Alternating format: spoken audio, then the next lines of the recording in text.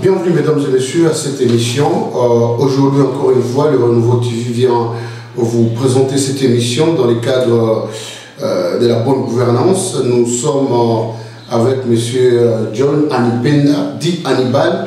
C'est un activiste que vous allez bien découvrir dans cette émission. Bonjour John. Bonjour monsieur le journaliste. Je vous espère bien portant. Oui, je me porte très bien et merci pour votre participation et surtout de nous avoir encore invités dans cette émission afin que nous puissions encore parler de ce qui concerne notre pays.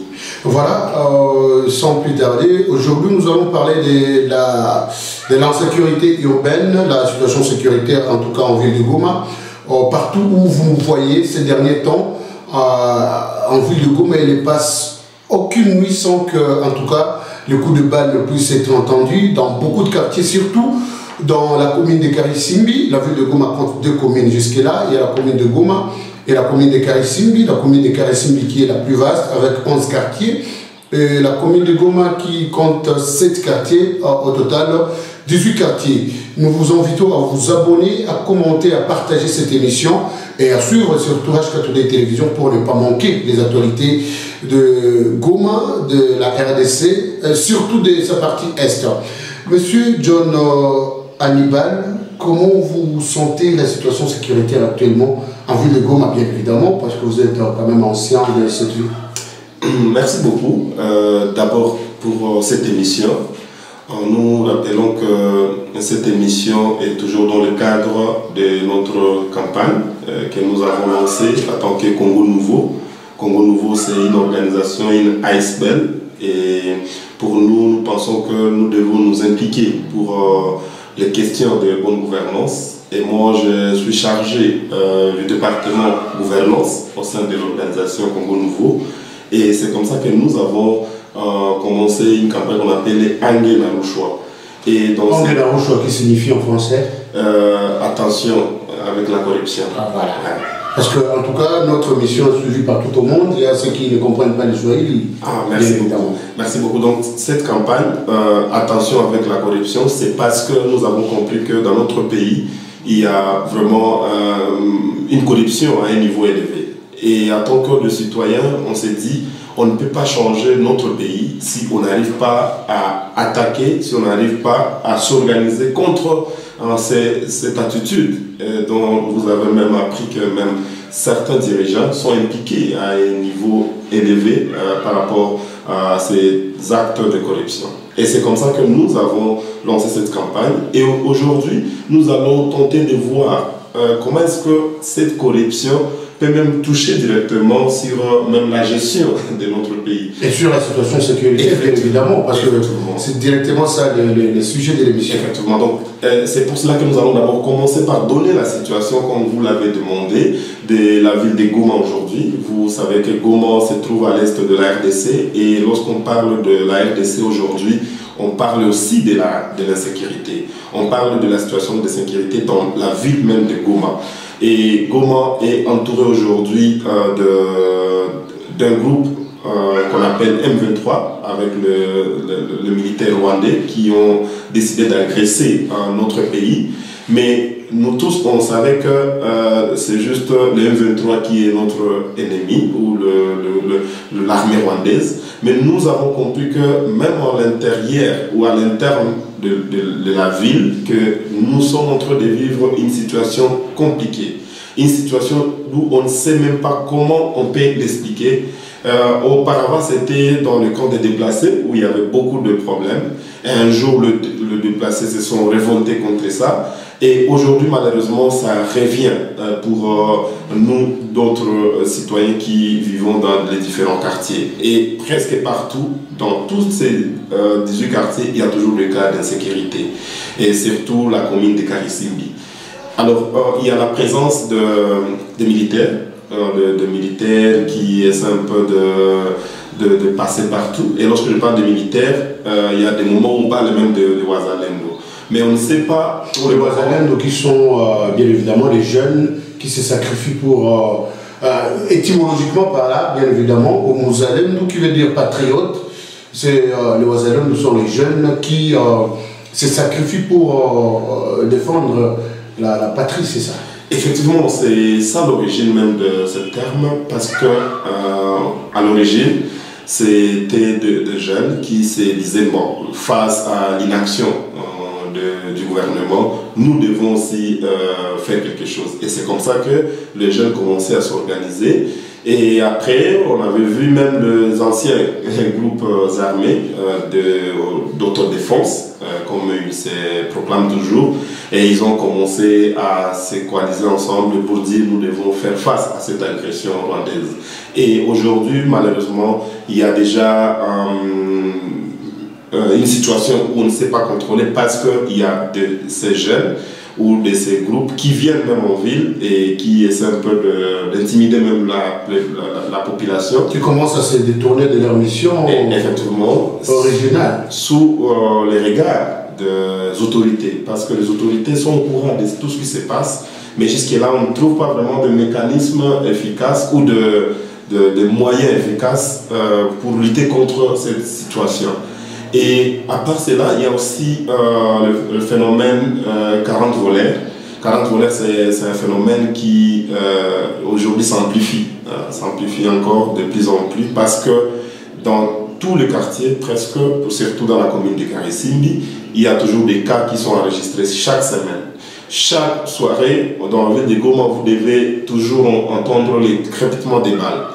Et pour nous, on s'est dit, qu'est-ce qu'il faut faire?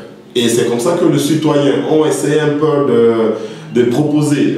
J'ai vu même des manifestations citoyennes, des revendications qui ont été présentées auprès des autorités. Et malheureusement, au lieu d'écouter ces citoyens, nous avons vu les dirigeants qui ont aussi voulu réprimer ces citoyens qui voulaient s'exprimer, qui voulaient juste dénoncer la situation d'insécurité. Nous avons des cas de certains quartiers où le citoyen voulait même s'organiser pour dire, ok, comme il y a aussi l'inefficacité de leur part des autorités, nous pouvons aussi appuyer. Et ils voulaient même s'organiser en achetant par exemple des Motorola pour dire comment est-ce que nous pouvons s'organiser, que les niveaux d'alerte puissent être élevés. Et malheureusement, les autorités ont choisi de demander que ces gens ne puissent pas continuer dans ce sens. Il y a l'exemple du quartier Kishiro, où moi-même j'ai vu, et nous avons tenté dans notre avenue d'avoir des Motorola, et ça a aidé à un moment, ça a aidé pour alerter les autres, pour aussi alerter les citoyens. Donc ça veut dire qu'il y a vraiment un grand problème et on ne sait pas comment on va se comporter, parce que les autorités qui devraient normalement prendre en charge cette situation, elles n'arrivent pas à réprimer ces gens qui commettent toujours ces bévues. Donc, Monsieur John, permettez, nous sommes en pleine émission, nous allons continuer, mais quand il y a les jeunes dans le quartier qui s'organisent pour acheter de matériel pour alerter au plus haut niveau et que les autorités leur mettent des barrières pour ne pas, en tout cas, avoir ces objets pour communiquer, est-ce qu'il n'y a pas en quelque sorte une certaine corruption qui ne dit pas son nom dans cette situation? Tout ce que je vais d'abord préciser que... Parce qu'en tout cas, il y a un principe selon lequel quand vous faites quelque chose sans moi, vous le faites contre moi. Donc, quand il y a les autorités qui veulent sécuriser la population sans impliquer cette population, ce que vous venez de dire, bien évidemment, vous mobilisez pour acheter des Motorola, mais il y a l'autorité qui vient vous dire que, en tout cas, ça ne vous concerne pas. Est-ce qu'il n'y a pas vraiment une anguille sous roche? Je voulais préciser en disant que ici nous parlons de la sécurité, mais l'État est le premier en fait responsable pour assurer en fait la sécurité aux citoyens. Et tout ce que nous sommes en train de faire, c'est de rappeler juste à l'État de jouer son rôle, parce que même si les citoyens peuvent s'organiser au niveau local, on ne peut pas arriver à bien nous sécuriser si l'État ne s'implique pas. Parce que c'est l'État qui détient tous les moyens. Nous, on peut, même si nous achetons des Motorola, ça peut être juste pour alerter entre nous en tant que collègues. Mais je ne pense pas que nous, on doit laisser à l'État ce comportement, donc de ne pas revendiquer, de ne pas rappeler à l'État de bien jouer son rôle. C'est pour cela que nous avons encore rappelé que l'État doit jouer son rôle. Deuxièmement, nous, en tant que citoyens, on s'est dit, ok, comme l'État n'est pas là, alors nous, on s'organise. Et on voit l'État qui va encore revenir pour dire non. Et lorsque lorsque les autorités sont en train de réprimer les citoyens, lorsque les autorités interdisent toute action aux citoyens, nous voyons comment est-ce que les autorités sont efficaces. Là, elles sont efficaces, là, elles viennent avec vraiment des jeeps. Et d'ailleurs, un jour, on se disait, peut-être à un moment, lorsqu'il y a des bandits le soir, on doit toujours, il suffit juste de commencer à barricader la route la nuit et vous allez voir, la police va venir. Et ça veut dire qu'à un moment, on va dire, bon, peut-être qu'on peut commencer par, lorsqu'il y a des bandits dans un quartier, on peut directement manifester. Comme ça, là, on va voir la police qui va venir. Parce que lorsqu'il y a des manifestations pacifiques, lorsqu'il y a des manifestations des citoyens, la police est toujours présente. Et dans moins de 10 minutes, vous allez voir la police, les jeeps qui sont là. Plus de 10 jeeps, 5 jeeps qui peuvent se présenter dans ces lieux de manifestation. Mais lorsqu'il y a des bandits, vous alertez. Dernièrement, nous avons vu un activiste qui a été fusillé, toujours dans ce phénomène 40 volets, et c'est mon collègue. Et nous avons fait plus d'1 heure en train d'appeler le numéro qu'on nous a donné un jour dans une réunion avec le gouverneur. Et c'est après 1 heure que nous avons vu une jeep de la police qui était venue avec des alertes de loin, et le voleur n'était plus là. Ils avaient déjà volé, ils étaient déjà partis. Ça veut dire qu'à un moment, on s'est dit, est-ce que ce n'est pas une complicité à ce niveau-là? Parce que si les autorités, si les services de sécurité n'arrivent pas à bien jouer leur rôle et qu'on ne voit pas vraiment des sanctions sévères contre ces gens-là qui devraient jouer leur rôle, pour nous, on peut dire que c'est déjà un problème. Et ce problème, c'est au niveau de nos services de sécurité. Voilà, Monsieur John, nous avons assisté à beaucoup de cas où, dans l'opération initiée par le maire de la ville policier de Goma, s'affiche à Moudji, qui signifie nettoyer la ville. On a présenté à plusieurs reprises soi-disant de présumés bandits qui en sécurisent la ville, mais jusque-là, il n'y a pas de résultat escompté. Est-ce que, selon vous, que peut être vraiment le problème à ce niveau? Comme je suis en train de vous dire, pour que nous ayons la sécurité dans notre ville, comme on parle de la ville de Goma aujourd'hui, je pense qu'on doit tenir compte de beaucoup d'aspects. Et là, nous sommes en train de voir d'abord le service de sécurité, la police qui doit être bien équipée. Nous sommes en train de voir la police qui doit être bien formée. Nous voyons aussi la police qui est vraiment concentrée sur le travail. Nous tous, nous voyons comment est-ce que la police se comporte. Chaque soir, vous allez voir la police, au lieu de se concentrer alors pour aller dans le fin fond, pour aller commencer déjà à sécuriser le citoyen, ils sont concentrés dans des ronds-points, dans de grandes salles, dans de grandes routes, juste pour attendre les motards qui sont en train de passer et traquer les motards. C'est bien que peut-être ils sont en train de faire respecter une décision de l'autorité, mais c'est aussi un moyen pour rationner, pour commencer à arrêter les motards gratuitement. Moi-même, j'étais un jour à l'entrée président, j'ai vu avant même 18h un motard qui avait été arrêté pour cela. Et j'avais même signalé aux responsables de la police au niveau de la commune de Karissimbi, parce que pour nous, ce n'est pas normal qu'on commence à arrêter les motards même avant 18h. Mais aussi cette décision, on avait dit, est-ce que pour avoir la sécurité, il faut interdire les motos ou la circulation des motos? Et aujourd'hui, on est en train de voir l'inefficacité de cette décision. Et d'ailleurs, aujourd'hui, ça devient pire que même ce qu'on avait vu avant même cette décision. Ça veut dire qu'il y a un contrat, il y a beaucoup d'aspects, et le premier aspect, c'est d'abord des services de sécurité. La police qui n'est pas d'abord encadrée, deuxièmement, la police qui n'arrive pas à bien se déployer. Nous avons toujours chaque fois proposé que dans chaque ville, dans chaque quartier ou chaque avenue, on essaie un peu de mettre des jeeps disponibles, qu'on essaie un peu de carrément des sous-commissariats. Effectivement, des sous-commissariats, pour essayer un peu de voir comment est-ce que ça peut permettre, même réduire les cas d'insécurité. Et malheureusement, pour qu'on puisse sécuriser nos shows, il faut que le policier puisse quitter le soir à la commune de Karissimbi. C'est plus de 10 km. La commune de Karissimbi qui est située dans le quartier Kato, il y a en tout cas plus de 10 km de nos shows. Et on s'est dit, la journée. Et c'est tout souvent le soir que nous voyons les policiers qui sont en train d'aller vers leurs endroits affectés. Et on se dit là, pendant la journée, alors, qu'est-ce qui se passe? Et aujourd'hui, on commence à avoir des cas de cambriolage, même la journée. Juste parce qu'il n'y a pas de service de sécurité la journée. Et pourtant, la police devrait jouer son rôle, pas seulement la nuit, mais aussi la journée pour sécuriser les personnes et leurs biens. Monsieur John, revenons sur la situation des motards. Vous avez en tout cas signalé que en tout cas, la plupart des policiers commis à la garde, commis aux patrouilles, ils se contentent de se regrouper dans des carrefours pour arrêter le taximan moto, même avant 18 h. Et là, nous devons quand même donner une très grande précision des tâches.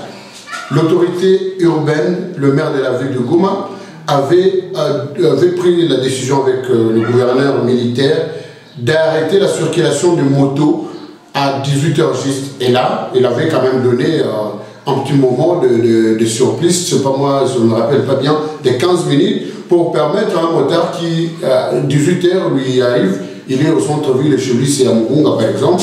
En tout cas, ce petit moment était accordé à ces motards. Ça, c'est une précision de taille, mais également, il n'avait pas, dans cette même décision, accordé la chance à ces brebis galeuses. Là, je fais allusion à certains policiers ou militaires qui tracassent le motard quand la moto n'est pas en circulation, même après 18 h. En tout cas, ce n'est pas le moment d'arrêter cette moto. Là, c'est vraiment une précision de taille. On arrête une moto qui est en circulation après 18 h. Alors, Monsieur John, nous revenons là-bas. Il y a un motard qui est arrêté dans le carrefour et il se sent obligé, ou carrément, c'est l'agent de l'ordre qui lui propose de donner quelque chose en termes d'argent. Est-ce que ce n'est pas une forme de corruption, M. John? Effectivement, et c'est ça que nous sommes en train de dire.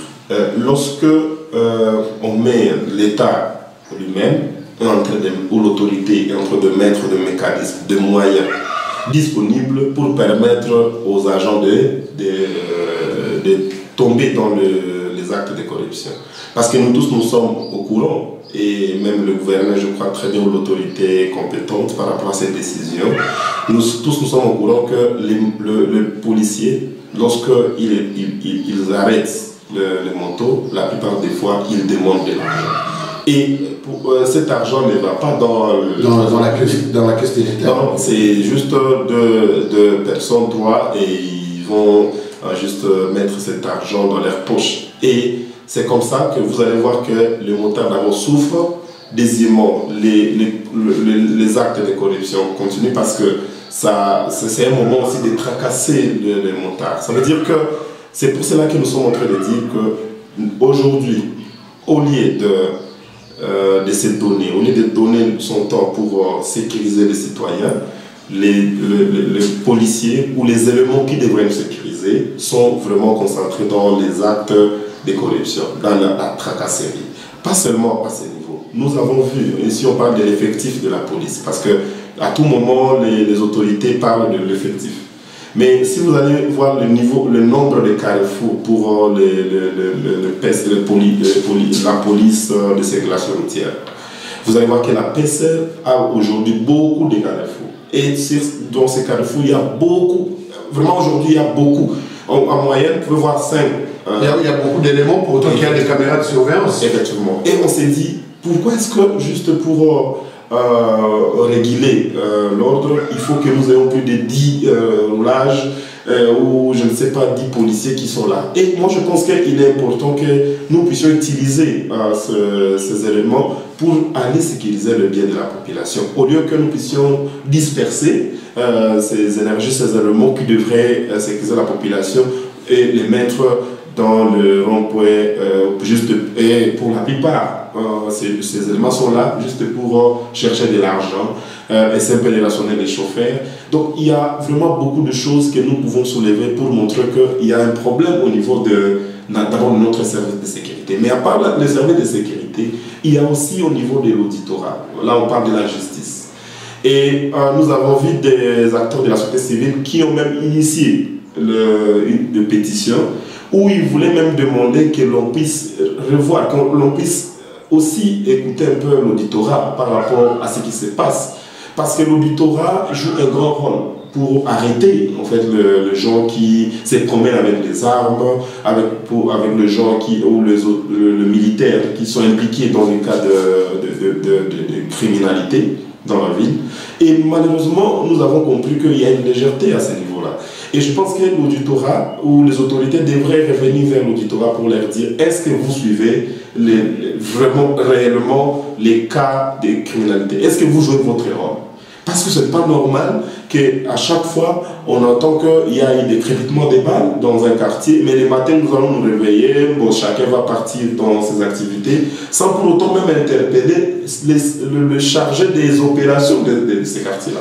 Monsieur John, vous me rappelez, la semaine passée, c'est dans le quartier Kassika, où en tout cas les jeunes étaient tombés sur un monsieur qui portait l'arme, malheureusement, qui était identifié comme fils d'un colonel, à côté du camp Katindo. Et en tout cas, si ces jeunes n'étaient pas vigilants, ce monsieur allait commettre des actes de barbarie. Donc il y a beaucoup de problèmes à ce niveau-là. Et je pense bien que nous devons aussi, parce qu'à un moment, on oublie en fait cet aspect. Mais je vous dis, la sécurité de notre ville dépend aussi de comment est-ce que l'auditorat, comment est-ce que la justice militaire traite ces dossiers. Est-ce que toutes ces personnes arrêtées, on sait même la suite de ces dossiers? Est-ce que l'auditorat essaie un peu de déférer ces gens-là qui sont arrêtés devant la justice? Parce qu'il ne suffit pas seulement d'arrêter. Aujourd'hui, on voit une multitude d'arrestations, de présentations même des bandits à la mairie, par exemple. Ça fait au moins une semaine, plus de 2 semaines, qu'on est en train de voir, ok, on est en train de nous présenter le soi-disant le présumé kidnappeur, le présumé 40 voleurs, mais est-ce qu'on connaît même la suite de ces gens-là? D'ailleurs, il y a 8 qui ont été présentés au cours de la semaine passée, qui, selon l'autorité urbaine, étaient sujets rwandais, et ils étaient parmi ceux qui tracassaient la ville de Goma. Ils ont été envoyés à Kinshasa, je ne sais pas la suite jusqu'à là. Effectivement, et c'est là où nous disons, sans pour autant entrer dans la question de sécurité, parce que les services doivent jouer leur rôle, mais nous pensons qu'on doit être prudent. Parce que moi je connais un cas où on avait présenté même de jeunes, vraiment gratuitement par là, ils ont été arrêtés pour autre fait, juste parce qu'ils manifestaient dans une manifestation pacifique. On les avait présentés devant le média en tant que des voleurs mais armés. Et moi je me dis, est-ce qu'à un moment, ça serait mieux que lorsqu'on arrête quelqu'un, il est encore prévenu, et que l'on vient directement le présenter devant le média, sans pour autant tenir compte aussi de sa dignité. Et vous-même, vous savez aujourd'hui comment est-ce que la population peut avoir peut-être de mauvaises pensées par rapport, et surtout, là, il y a la colère populaire, où vous allez comprendre qu'il y a des gens qui ont vraiment une grande colère contre le voleur. Et lorsqu'on voit juste quelqu'un où il est cité comme voleur, je vous dis, c'est sa vie qui est en danger. Et c'est pour cela qu'on revient toujours par rapport à cet aspect de la justice. C'est important. Lorsqu'il y a des cas d'arrestation, vous avez arrêté quelqu'un, veuillez toujours l'amener, le déférer devant la justice, devant son juge naturel, pour que l'on puisse se rassurer que cette personne a été acquittée ou il est condamné. Monsieur John, en tout cas, vous me rappelez, il y a un jour que j'ai effectué un micro-baladeur, et en tout cas, il s'est remarqué qu'il y a beaucoup de gens qui sont arrêtés. Par exemple, ils sont en train de prendre un verre dans un bistrot, et les services de sécurité tombent sur eux et les amènent à la mairie. Et directement, ils sont collés la casquette de voleurs, des 40 voleurs et d'autres. Et c'est une situation qui, bon, malheureusement, il y a en tout cas certains qui sont véritablement de voleurs, mais comme vous l'avez dit, il y a aussi des innocents dans cette situation. Nous vous appelons toujours à vous abonner, à aimer, à commenter, à partager nos différentes publications. Et là, nous parlons de la criminalité urbaine en ville de Goma et l'impact et l'impact de la corruption dans cette situation d'insécurité qui bat son plan, bien évidemment, en vue de Goma actuellement. Monsieur John, il se remarque actuellement que la commune de Karissimbi, qui est à la limite avec le territoire de Nyiragongo, il y a également beaucoup de situations de tracasseries, de fusillades, de cambriolages de maisons. Et certains leaders, certains chefs de Nyiragongo accusent ces bandits de provenir de la ville de Goma via la commune de Karissimbi. Et il y a certains chefs de la commune de Karissimbi, frontaliers avec le territoire de Nyiragongo, qui accusent ces bandits de provenance, d'être provenus du territoire de Nyiragongo. Comment pouvez-vous expliquer cette confusion, cette cacophonie? Moi, je pense qu'il y a toujours ces grands problèmes, et surtout lorsqu'on s'adresse aux autorités, et vous allez voir un cas qui se passe par exemple à Kilijoué, quelqu'un qui te dit non, ça c'est pas Goma, c'est déjà le territoire de Nyiragongo. Et lorsque vous partez vers le territoire de Nyiragongo, eux aussi te disent non, ce sont des gens qui viennent de Goma. Et ça devient un grand problème parce que la sécurité est déjà mise à mal. Ça veut dire même la gestion, où les autorités elles commencent à se dire que moi je ne suis pas compétente pour sécuriser tel endroit parce que ça c'est la ville de Goma ou c'est le territoire de Nyiragongo. Et moi je pense que nous les citoyens nous n'avons même pas besoin de toutes ces justifications, nous savons que nous sommes dans un pays, nous ne sommes pas dans deux pays. Et la sécurité des citoyens, comme je le disais, est entre les mains de ces dirigeants, de ces autorités. Ou carrément, il y a un problème de dirigeants qui ne maîtrisent pas les limites de leur entité aussi. Effectivement, et nous, on ne va pas subir parce qu'il y a deux ignorants ou parce qu'il y a des gens qui n'arrivent pas à comprendre ce qu'ils doivent faire. Je pense que nous, les citoyens, nous avons besoin de la sécurité. Et c'est normalement à l'autorité, aux autorités de définir les stratégies, comment est-ce qu'elles vont communiquer. Parce qu'on ne va pas continuer à rester dans ces jeux-là de ping-pong où quelqu'un dit « ce n'est pas moi », l'autre dit que c'est l'autre. Pendant ce temps, les gens continuent à en pâtir. Effectivement. Et nous, on va considérer que c'est juste une complicité, c'est une façon de nous manipuler, d'essayer un peu de nous voiler en fait pour ne pas comprendre ce qui se passe. Mais nous, on continue à dénoncer ce qui se passe dans cette ville, mais aussi dans le territoire de Nyiragongo. Parce que la population de Nyiragongo passe leur journée à Goma pour travailler et on ne peut pas dire qu'il y a une limite entre la population de Nyiragongo et la population de Goma. Ou carrément la population de Masisi via Saké et la population de Goma. Et c'est là où il faut que l'autorité au niveau provincial puisse s'impliquer. Effectivement, il est dans la ville, le gouverneur est ici. Je pense que lui-même, il a cette capacité, ce pouvoir-là de s'impliquer directement, surtout que nous sommes dans l'état de siège, il est militaire.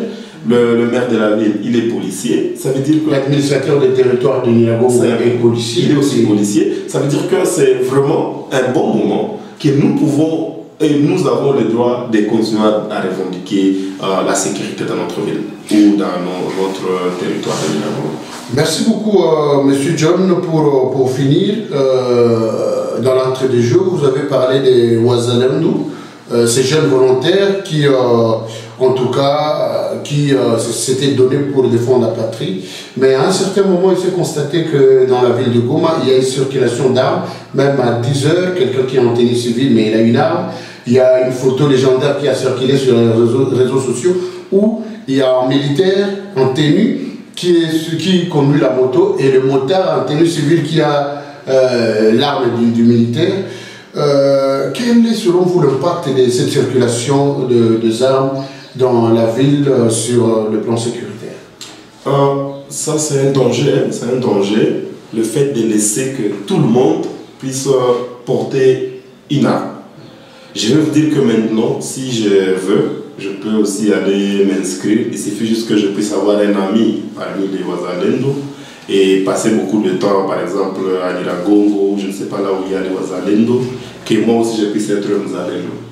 Et demain, vous revenez dans les quartiers avec votre... Il suffit juste que je puisse avoir l'argent et peut-être que je vais juste demander, je ne sais pas, à un collègue pour me dire non, j'ai aussi besoin d'une arme. Une autre forme de corruption. Et ça montre déjà que on peut avoir une arme juste parce que tu es ami à un civil Mouzalem. Les cas de ce jeune qui a été attrapé dans les quartiers Kassi, parce qu'il serait fils d'un colonel, il les porte déjà et là. Ce qui est grave est que le fait que je suis déjà dans cette casquette-là de Mouzalem, même si je suis arrêté ici, personne ne peut dire que c'est une infraction.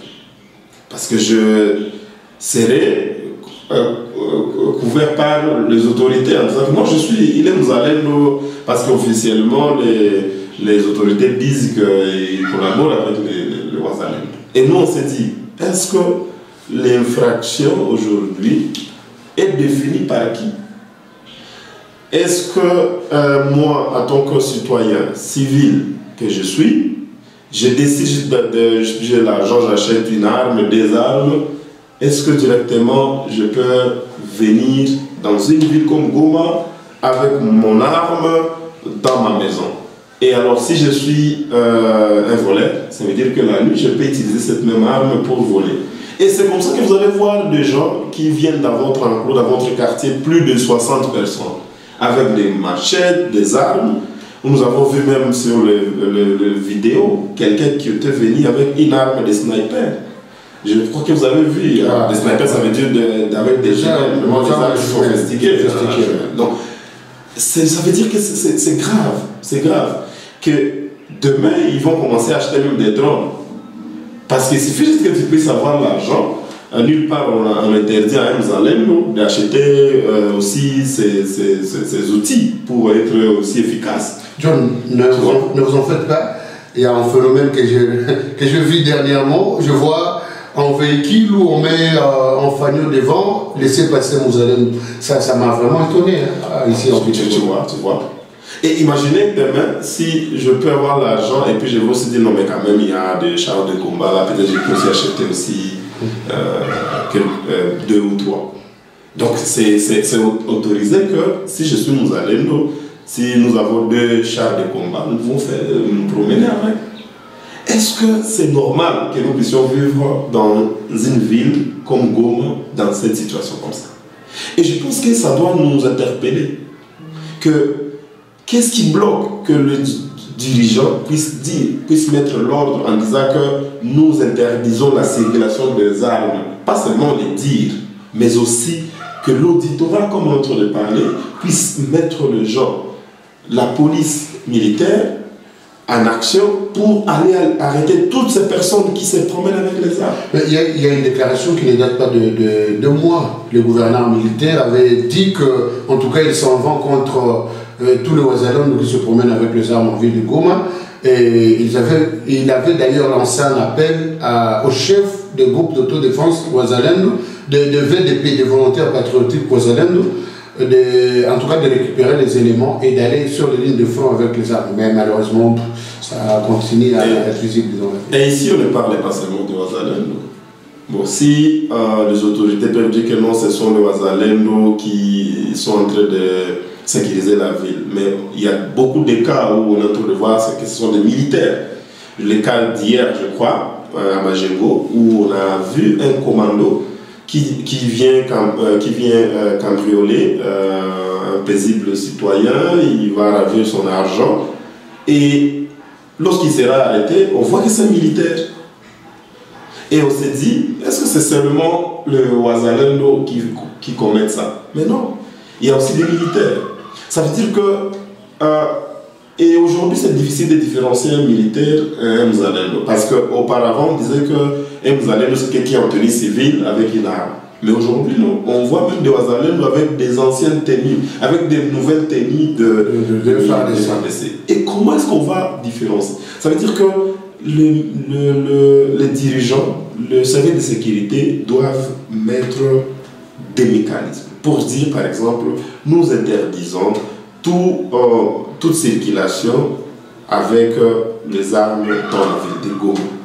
Et là, on va mettre juste des jeeps qui seront juste là pour sécuriser la ville. Et que toute personne ou tout militaire que nous allons rencontrer avec une arme en train de passer dans les quartiers, on va considérer que c'est juste quelqu'un qui est en train de divaguer. Et directement, on peut l'arrêter parce que la loi donne cette autorisation à tout citoyen d'arrêter quelqu'un qui est en train de commettre une infraction. Je pense que ça peut se faire. Mais avec qui? Qui va exécuter ça? Qui va comprendre même ce que nous sommes en train de dire?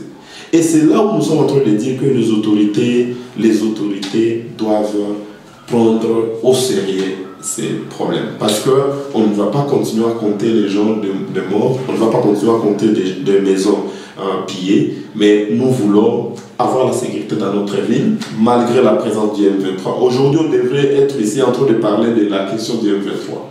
Mais on ne parle plus de ça, on commence alors à parler de cas de criminalité ou de criminalité urbaine. Donc, je pense que nous devons nous mobiliser, nous devons nous organiser pour dénoncer ces cas-là, mais aussi pour amener les autorités à prendre conscience de leur rôle, de leur mission.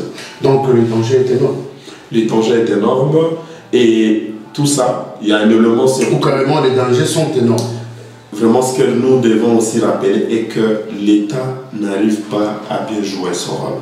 Et ça, vous allez voir que peut-être c'est parce qu'ils sont embriés dans d'autres choses. Nous avons vu des cas de corruption. Aujourd'hui, on est en train de parler de beaucoup de cas de détournement, ainsi de suite. Et on s'est dit, mais peut-être les autorités, à un moment, peut-être elles sont concentrées dans ces dossiers-là au lieu de bien jouer ses rôles. Et lorsqu'on va avoir, ok, c'est la fin du mandat de tel ministre ou je ne sais pas, telle autorité, c'est là où on va alors commencer à avoir des scandales, où on va voir quelqu'un à détourner des millions. Peut-être que ces moments, c'est ce qu'elles sont en train de faire. C'est pour cela qu'on ne voit pas vraiment la présence ou des stratégies sur le terrain pour éradiquer ces cas d'insécurité dans la ville. Voilà, Monsieur John, pour finir, selon vous, pragmatiquement, que peuvent faire les autorités, ou carrément les autorités, pour mettre fin à cette criminalité urbaine? Les autorités doivent être conscientes qu'elles ont un rôle à jouer. Elles ont des missions, pas parce que nous sommes en train de les dire ici, mais parce que c'est repris dans notre constitution. Ils ont le pouvoir, pas seulement le pouvoir, ils ont aussi des moyens. Nous payons chaque jour les taxes, les impôts, parce que nous savons et nous croyons que nous devons investir dans la sécurité. Le budget, il y a le budget pour la sécurité. Aujourd'hui, nous avons même appris que les autorités sont en train de mettre beaucoup de moyens pour la sécurité de notre pays. Et puis on s'est dit, bon, où sont ces moyens-là? Si la ville de Goma, parce que lorsqu'on parle de la sécurité dans notre pays, on voit la province du Nord Kivu, Ituri et peut-être le Sud Kivu. Et on s'est dit, mais la partie, ça c'est. Ouais. Il faut quand même, lorsqu'on parle de l'agression, on voit c'est Goma, on voit que c'est le Nord Kivu, c'est tout. Et on s'est dit, bon, si juste des petits cas, moi je les appelle des petits cas juste parce que les gens qui viennent, les 40 voleurs là qui viennent nous piller la nuit, ce sont juste des jeunes, de petits là, ils n'ont même pas de moyens. Si réellement l'État voulait arrêter ces gens-là, je te dis, en une seule journée, on peut tomber sur ces gens-là. Parce qu'ils viennent, ils sont à un moment même vulnérables par rapport aux moyens que l'État a. Nous avons appris que l'État a même des drones. Et je me dis, bon, comment est-ce que ces gens viennent? Ils vont faire même beaucoup, 1 heure, 2 heures dans un quartier, là où il y a les centres de drones, et il n'y a même pas quelqu'un qui peut même tirer sur eux, même juste le filmer, hein, le caméra. On nous montre chaque jour des vidéos où les M23 sont en train d'entrer. Mais donc jusqu'à aujourd'hui, on n'a jamais vu les vidéos de 40 voleurs. Surtout qu'il y a des cas où ils sont tués 2 ou 3 parmi eux, mais il reste toujours 40. Effectivement. Même si on dit qu'aujourd'hui ça devient le moment de voler. Ça veut dire que c'est grave Et nous, on continue à montrer ces éléments que l'État a un grand rôle et nous, les citoyens. Ce que je peux proposer, ce que je peux recommander surtout à la population, nous devons rester éveillés. Nous devons parler partout où nous retrouvons, juste pour que nous puissions nous organiser, pour que nous puissions aller vers nos autorités et leur dire il est temps que nous puissions agir. Sinon, on va arriver à un moment où on va passer à des actions peut-être qui seront encore farouches, qui seront des actions qui peuvent à un moment peut-être nous amener même à la désobéissance civile, parce qu'on s'est dit, est-ce qu'on doit rester toujours cette population qui n'arrive pas à mener des actions. Donc nous sommes là, nous nous organisons et nous continuons à dire aux autorités de bien jouer leur rôle, parce que la sécurité de notre pays, de notre ville aussi dépend de leur implication, du sérieux qu'elles peuvent mettre dans cette question. Voilà, merci beaucoup. C'est un réel plaisir d'avoir M. John Anipenda dans cette émission. Tout en vous appelant à vous abonner, à partager, à aimer et à commenter. Nous vous disons merci pour votre sympathique attention à cette émission. Et nous disons surtout merci beaucoup à John pour avoir répondu à notre invitation. Merci beaucoup, monsieur le journaliste. À tout à l'heure, pour ne rien manquer, par rapport à la situation sécuritaire, économique, éducative et d'autres secteurs dans la partie est de la RDC. N'hésitez pas à nous contacter et à aimer, surtout à commenter, à partager nos différentes publications. Ciao et à tout à l'heure.